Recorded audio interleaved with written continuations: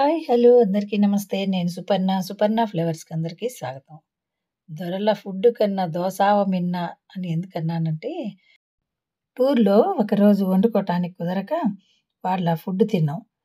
అబ్బబ్బా! ఇంటికెళ్ళి వేడి వేడిగా అన్నం వండుకొని, ఈ దోసావకాయ ఏసుకొని తింటే ఉందండి. ఆహా! విందు భోజనం చేసినంత హ్యాపీగా అనిపించింది.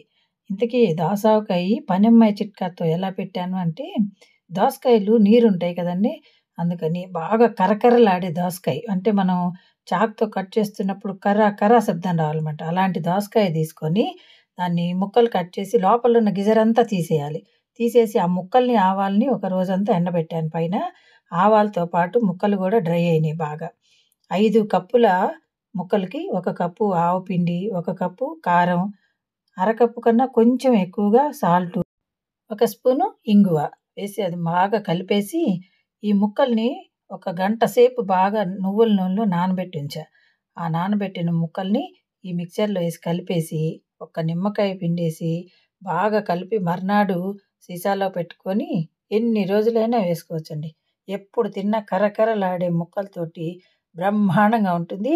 ట్రై చేయండి.